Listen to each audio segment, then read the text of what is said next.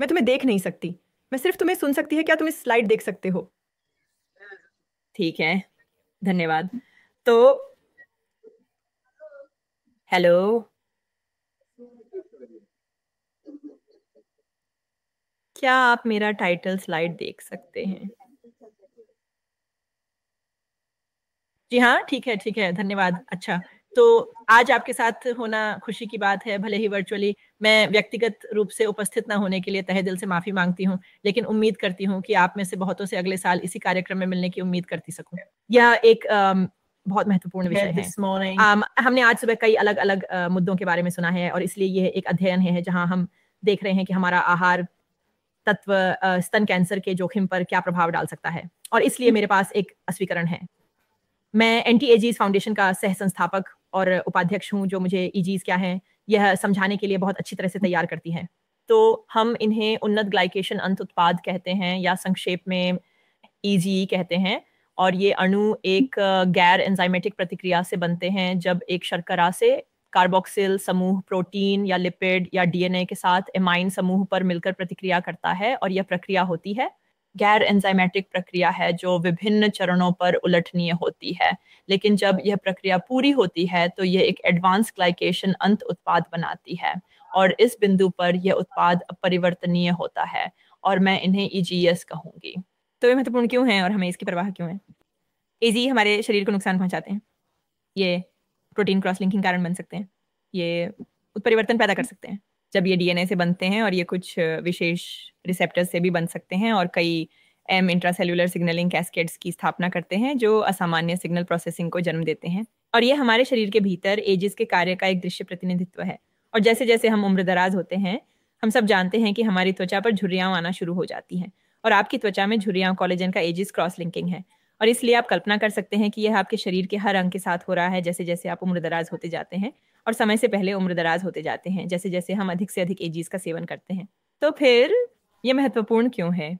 कई समूहों ने हमारे अलावा साहित्य में इसे कई पुरानी बीमारियों के साथ जोड़ा है जो यहाँ सूचीबद्ध हैं, लेकिन महत्वपूर्ण बात यह है कि हम इन्हें मृत्यु के 4 अश्वारोही कहते हैं। तो हृदय रोग, मधुमेह, अल्जाइमर रोग, और निश्चित रूप से हमारा विशेष रुचि विषय जो कि कैंसर है। और तो सभी खाद्य पदार्थों में एजीज होते हैं, है ना? तो हर एक उत्पाद जो हम खाते हैं उसमें कुछ मात्रा में एजीज होते हैं, और मैं ये मानक 3 ऑन्स की भाग में देता हूँ। हालांकि उम्र, जो लोग मीट्रिक सिस्टम में हैं उनके लिए यह लगभग 100 ग्राम है, इसलिए मैं आमतौर पर अमेरिका में प्रस्तुत करती हूँ जहाँ वे आउंस सिस्टम का उपयोग करते हैं। गाजर में लगभग 12 यूनिट एजी होते हैं, और मछली, सफ़ेद मछली में लगभग 450 एजी हो सकते हैं एक प्रति हिस्से में, और फिर चिकन में लगभग 800 इकाइयाँ हो सकती हैं, और ये सभी कच्चे उत्पाद हैं। और इसलिए जब हम इन्हें खाते हैं हमें हमारे शरीर में एजिस मिलते हैं, और जब हम इन्हें खाते हैं और ये पहले से तैयार होते हैं तो ये तुरंत नुकसान के लिए उपलब्ध होते हैं, जैसा कि मैंने पहले स्लाइड में बताया था। ये ध्यान देने योग्य बात है कि खाना पकाने से एजीज वास्तव में बढ़ते हैं, इसलिए इन्हें पकाने की प्रक्रिया द्वारा बढ़ावा मिलता है। तो एक उदाहरण जो हम देना पसंद करते हैं वह यह है कि अगर आपके पास एक कच्चा स्टेक है तो इसमें लगभग 800 इकाई एजीज होते हैं, और यदि आप इसे किसी स्ट्यू या धीमी नम गर्मी में डालते हैं तो ये लगभग 2500 तक जाता है। हालांकि अगर आप इसे एक पैन में डालें और इसे ग्रिल या फ्राई करें तो ये लगभग 8000 इकाई तक जाता है। और इसलिए जब हम प्रतिदिन उनका सेवन करते हैं तो एजेस का लगातार संचय होता है। खाद्य प्रसंस्करण भी एजिस को बढ़ाता है, इसलिए जब खाद्य पदार्थ खाद्य प्रसंस्करण या निर्माण प्रक्रिया से गुजरते हैं तो वे वास्तव में स्वाद को बढ़ाने के लिए अपने उत्पादों में एजिस जोड़ते हैं और उपस्थिति। और इस प्रकार टोफू, जो एक बहुत ही लोकप्रिय शाकाहारी विकल्प है, वास्तव में एक बहुत सिंथेटिक उत्पाद है, और इसमें लगभग 800 यूनिट्स एजीएस होते हैं, और ये किसी भी तरह से पकाने से पहले होता है। चीज़ें बहुत लोकप्रिय होती हैं जिनमें लगभग 8000 यूनिट्स ईजीएस होते हैं, और फिर निश्चित रूप से अनाज उत्पाद जिन्हें हम सभी जानते हैं बहुत, और प्रोसेस उत्पाद। हम यहाँ राइस क्रिस्पीज का उदाहरण देते हैं जिसमें लगभग 2000 इकाइयाँ एजीज की होती हैं, और फिर हम इसे उपभोग करते हैं कम से कम हमारे शरीर के अंदर संचय बढ़ाने के लिए, जो बुढ़ापे की प्रक्रिया को बढ़ाता है। तो ये स्तन कैंसर से कैसे संबंधित है? और हमने यहाँ दिखाई देने वाले अन्वेषकों के साथ सहयोग किया। डॉ स्टेक, जो साउथ कैरोलिना विश्वविद्यालय से हैं, डॉ पीटरसन, जो वाशिंगटन विश्वविद्यालय से हैं, और डॉ टर्नर, जो यहाँ वर्जीनिया कॉमनवेल्थ विश्वविद्यालय में मेरे सहयोगी हैं। और उन्होंने मिलकर 3 बड़े डेटा सेट महामारी विज्ञान अध्ययन, जहाँ हमने प्रकाशित डेटा जनसंख्या अध्ययन से डेटा सेट लिया और एक एल्गोरिथम विकसित किया ताकि भोजन के भीतर उपस्थित एजिस की मात्रा की गणना की जा सके। और भोजन आवृत्ति प्रश्नावली और डॉ और बेरी के 2010 में प्रकाशित पेपर के आधार पर, जिसमें लगभग 500 खाद्य पदार्थ और उनके उम्र स्तर शामिल हैं। और फिर हमने स्तन कैंसर रजिस्ट्री पर देखकर घटना और कैंसर परिणामों का अध्ययन किया। और इसलिए पहला अध्ययन 2020 में पीएलसीओ अध्ययन का उपयोग करके प्रकाशित हुआ। और उसने दिखाया कि बुनियादी रूप से हमने महिलाओं द्वारा खाए गए एजी की मात्रा को लिया और उन्हें 5 भागों में विभाजित किया। और हमने पाया कि जिन महिलाओं ने अपने आहार में सबसे अधिक एजी खाए थे, उनमें स्तन कैंसर का जोखिम बढ़ गया था। इसलिए ज्यादा महिलाएं स्तन कैंसर से प्रभावित हो रही थीं। और फिर दूसरा अध्ययन जो एआरपी अध्ययन था, जो भी साल 2020 में प्रकाशित हुआ था। फिर हमने वास्तव में ब्रेस्ट कैंसर फिनोटाइप को देखा और पाया कि जो महिलाएं सबसे अधिक मात्रा में ईजी खा रही थीं, उनके कैंसर का रोग अधिक आक्रामक था। और फिर तीसरा अध्ययन WHI अध्ययन था, जिसमें हमने मृत्यु दर को देखा और पाया कि और 2021 में प्रकाशित किया गया था कि जो महिलाएं अपने आहार में सबसे अधिक ईजीज खा रही थीं, उनका मृत्यु दर का बढ़ा हुआ जोखिम था। और यह उन महिलाओं में सभी प्रमुख मृत्यु कारणों के लिए था जिन्हें एक निदान मिला था। पांडुलिपि जिसका हम अभी तैयारी कर रहे हैं, जो इस समूह में मेरे साथ संबंधित है, में ये अध्ययन मुख्यतः सह संबंधी रहे हैं, क्योंकि ये खाद्य आवृत्ति प्रश्नावली है। और इसलिए हमने जो किया वो है, हमने लिया स्तन कैंसर वाली महिलाओं से और एजीएस के परिसंचारी स्तरों को देखा, जिनको हम कई तरीकों से माप सकते हैं। और हमने पाया कि जिन महिलाओं के प्रणाली में परिसंचारी एजीएस का स्तर सबसे अधिक था, उनकी समग्र जीवित रहने की अवधि कम थी, पुनरावृत्ति मुक्त जीवित रहने की अवधि कमजोर थी, स्तन कैंसर की गंभीरता का स्कोर बढ़ा हुआ था।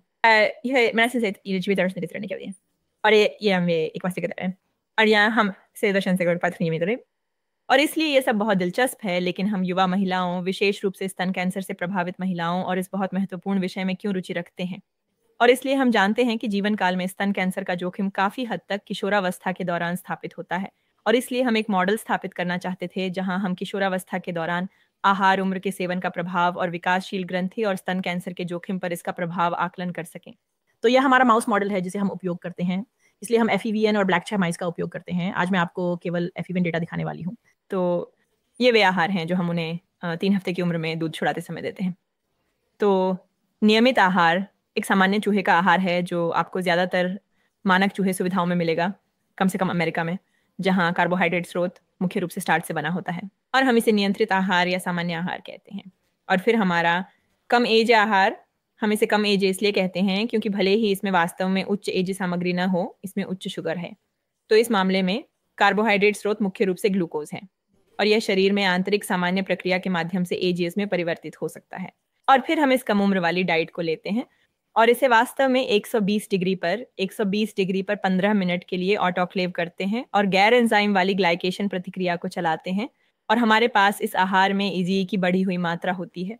और फिर हम इस आहार को 3 हफ्ते में चूहों को खिलाते हैं, और फिर हम उन्हें या तो 7 हफ्ते में यौवन समय पर बलिदान करते हैं, और वयस्क समय बिंदु जो 12 हफ्ते है। और जाहिर है हम उस भोजन की मात्रा को तौलते हैं जो वे खाते हैं, और जानवरों का वजन। और हम पाते हैं कि इस समय बिंदु पर वजन में वास्तव में कोई अंतर नहीं है, और वे जितना भोजन खाते हैं वह सभी आहारों में समान है। वे एक से ज्यादा नहीं खाते। और तो हमने पाया कि आहार, उम्र का सेवन नलिका के विस्तार में देरी करता है और नलिका शाखाकरण को बढ़ाता है। तो ये बस प्रतिनिधि ठोस माउंट हैं जिनमें तीर विस्तार की मात्रा को दिखा रहा है। जैसे ही एक महिला के स्तन विकसित होते हैं, नलिका नेटवर्क पूरे वसा पैड में फैलता है नलिका पेड़ बनाने के लिए। और जब वह गर्भवती होती है तब की तैयारी के लिए नींव रखता है, ताकि वह बच्चे को दूध पिलाने के लिए संरचनाओं का निर्माण होता है। और यहाँ आप देख सकते हैं, मैं सोचती हूँ कि आप काले बार में समझ सकते हैं कि हम नियमित समय बिंदुओं पर रक्टल विस्तार में कमी देखते हैं। हालांकि यह विस्तार में एक विलंब है और पूर्ण निषेध नहीं, क्योंकि यह 12 सप्ताह के समय बिंदु पर, जो हमारा वयस्क समय बिंदु है, पकड़ लेता है। और मुझे लगता है कि आप यहाँ ये भी देख सकते हैं कि उच्च आयु आहार पर रखे गए चूहों में शाखाओं में वृद्धि होती है, और ये वृद्धि वयस्क समय बिंदु पर बनी रहती है।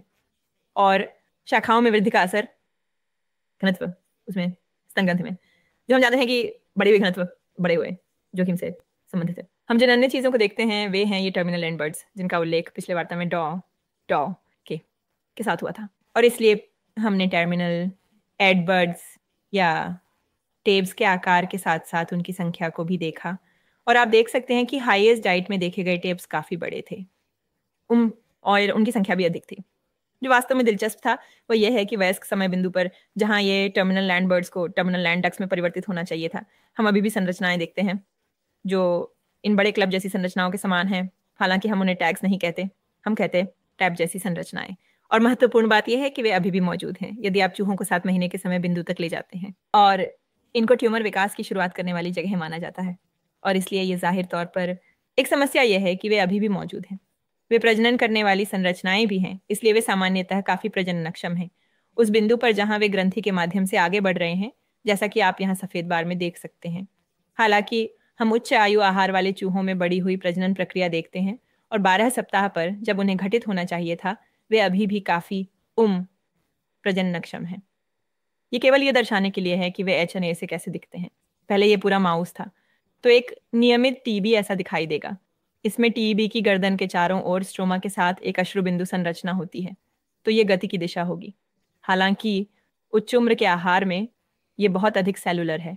पूरा टीबी अधिक स्ट्रोमल से घिरा होता है, केवल गर्दन पर ही नहीं। और फिर जब हमने एक पैथोलॉजिस्ट से इन संरचनाओं को देखने के लिए कहा, तो हमने पाया कि वहाँ कोशिकाएं थीं जो मैक्रोफेज और फाइब्रोब्लास्ट्स की तरह लग रही थीं, जो सामान्यतः टैब के सिरे पर नहीं होती हैं। और इसके बाद हमने मैक्रोफेज और फाइब्रोब्लास्ट्स के लिए मार्करों के साथ स्पेक्ट्रल स्टेनिंग की है ताकि इसे दिखाया जा सके, लेकिन मैं इसे आज नहीं दिखा रही हूँ, लेकिन ये डेटा प्रकाशित हो चुका है। और फिर जैसा कि मैंने पहले बात की थी, उनके पास वृद्धि संरचनाएं होती हैं, तो ये वृद्धि टैब की नोक पर आंदोलन की दिशा में होती है। हालांकि उच्च आयु आहार वाली माउस में आप देख सकते हैं कि वृद्धि पूरे टैब में है। और फिर जब हम झूम करते हैं तो स्ट्रोमा में आप देख सकते हैं कि वास्तव में स्ट्रोमा के भीतर भी वृद्धि कर रही कोशिकाएं हैं, और हमने यहाँ पर इसे मापा है, जहां हम इन अत्यधिक सक्रिय टैब जैसी संरचनाओं को घेरने वाले स्ट्रोमा में वृद्धि देखते हैं, और फिर हम इसे नलिकाओं में भी देखते हैं। तो यह एक कार्टून है।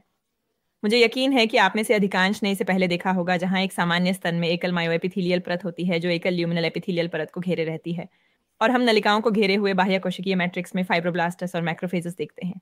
हालांकि जब आपको डक्टल कार्सिनोमा इन साइटू हो जाता है, जो स्तन कैंसर के लिए एक प्रारंभिक पूर्वघाव है, तो आप ल्यूमेन का भरना देखते हैं, और फिर माइक्रो एनवायरनमेंट में मैक्रोफेज और फाइब्रोब्लास्ट की बढ़ती भर्ती देखते हैं। और फिर ये हमारे चूहों से नलिकाओं के उदाहरण हैं, जहां आप इस सामान्य नियमित नलिका को देख सकते हैं जो बाईं ओर की तस्वीर की तरह दिखती है।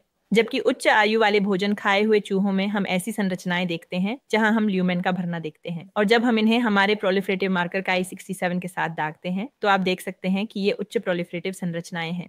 तो ये यहाँ पे मापा जाता है जहां हम अपने डक्ट्स में वृद्धि के साथ वृद्धि देख रहे हैं। ये असामान्य डक्ट आकृति की गणना को दर्शाता है हमारे उच्च उम्र के चूहों में एक बड़ी हुई असामान्य डक्ट प्रवेशिका को देखते हुए, और फिर यह 7 महीने के समय बिंदु तक बनाए रखा जाता है। तो ये ट्यूमर वृद्धि के लिए महत्वपूर्ण क्यों है? इसलिए यह मेरा अंतिम डेटा स्लाइड है जिसमें देखा गया है कि क्या आहार हमारे महामारी विज्ञान अध्ययन की तरह आक्रामक ट्यूमर वृद्धि को बढ़ावा देते हैं। और यह वही योजनाबद्ध चित्र है जहां हम अपने चूहों को 3 सप्ताह पर लेते हैं, हम उन्हें आहार पर डालते हैं, फिर हम ट्यूमर इंजेक्शन करते हैं। तो ये एक विषय से हटकर ट्यूमर इंजेक्शन है MET1 ट्यूमर कोशिकाओं के साथ, जो एक माउस है और आनुवंशिक है, जैसे ट्रिपल नेगेटिव ब्रेस्ट कैंसर कोशिका लाइन।